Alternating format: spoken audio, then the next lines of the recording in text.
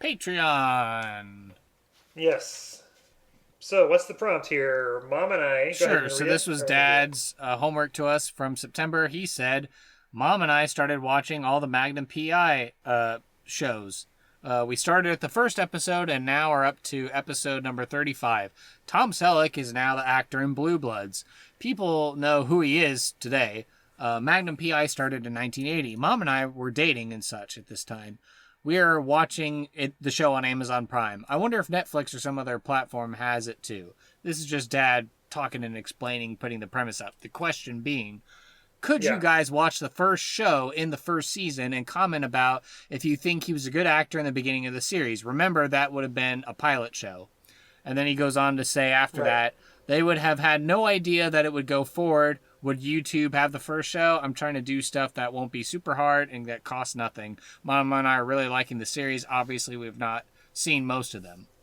So, I actually watched them on YouTube today. I went on YouTube on my smartphone, and for $1.99 for like a SD quality, I watched the two-part. Interestingly enough, this pilot episode was actually a two-part episode called "Don't Eat the Snow in Hawaii." And it was a pretty engaging pilot episode, if I had to say so. What do you think? So it was on. I think I saw it on Amazon Prime. So I didn't. It was free, but I only watched about 15 minutes of the first part. Oh, okay. Sorry, but so I thought it was okay. It was. I was curious to see what happened. I think it was very 80s. Yes. Very cheesy. A lot of Tom Selleck like winking at the camera and being like, "Oh, I'm a cool guy," like. So there was a lot of that that was kind of like, okay, whatever. I could. So I know Tom Selleck. Oh, So, I was go just ahead. saying, I could definitely feel the magnetic machismo in that mustache.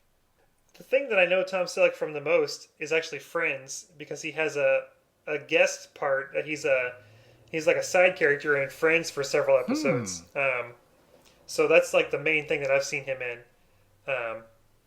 So there's that. I thought it was kind of funny that it's like I've heard that the 80s, like in the 80s and 70s, like maybe more the 80s. I don't know. I'm just kind of making up from what I've Right. heard around, but like cocaine was like the drug of choice for people, Yeah. like.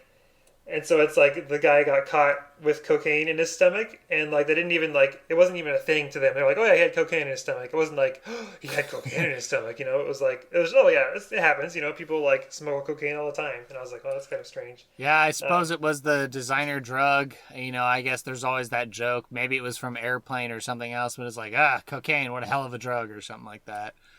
Yeah, it was kind of interesting how the pilot told this whole story of how Tom. I mean, and let me know if you don't want me to spoil this pilot episode. But no, go okay, ahead.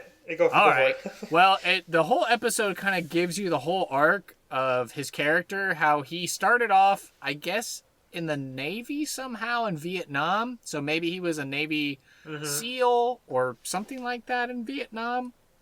Because there's footage of them, like, it does flashbacks throughout the episode of them in Vietnam.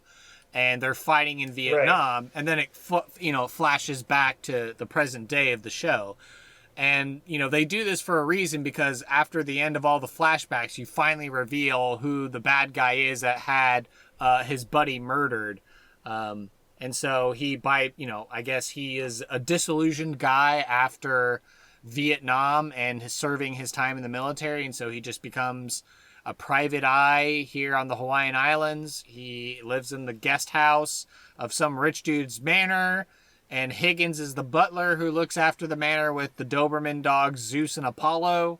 And there's the I like those dog names. Those are good names for dogs. and then of course the car has like a fancy alarm built into it, which ends up becoming part of the plot for this pilot episode.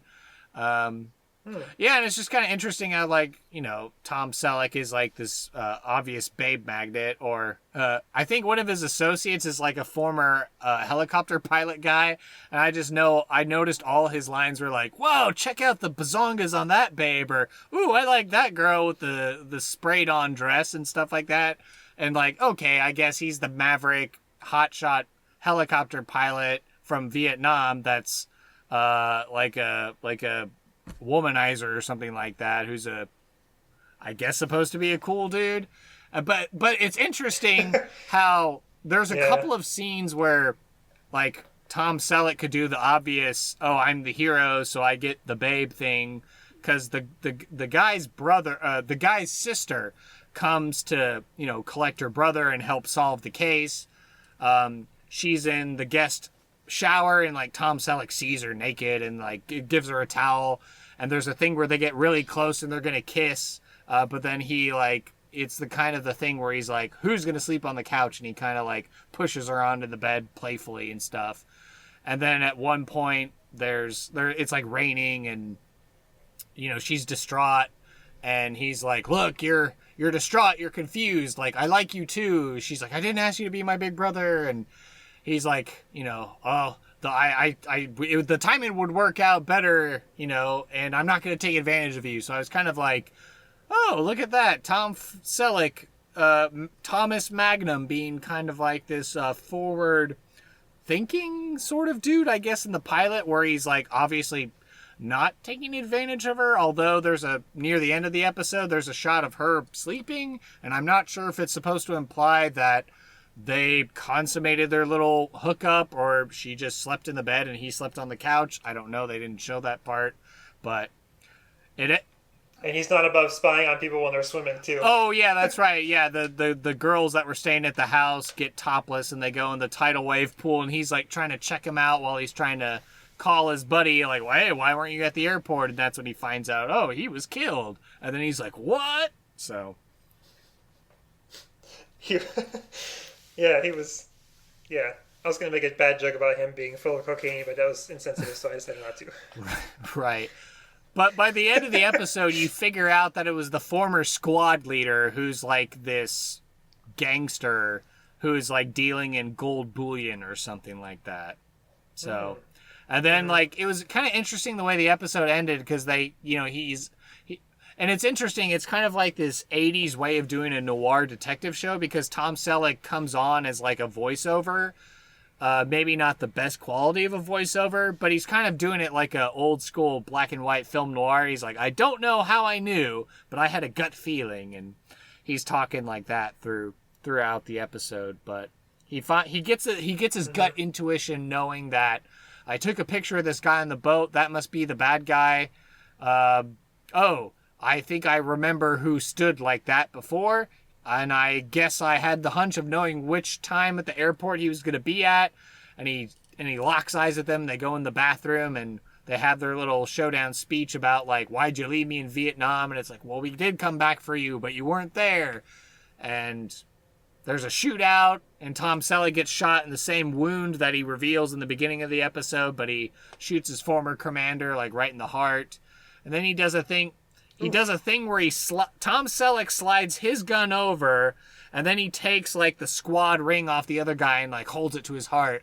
And then it cuts to after it. It's like, well, after I got out of ICU and blah, blah, blah, and things are back to normal. So it's kind of like, okay, well, I guess you get back into his slice of life. I'm a private investigator here in Hawaii, and I'm going to get up to all kinds of crazy hijinks and scoring babes. Because although that lady and I ended up, you know, admitting our feelings together towards each other, you know, she went back home, and I said, next time you come out to visit, the timing will be better. But I guess I kind of get the idea that maybe that doesn't happen, because, you know, who could resist that mustache is all I'm saying.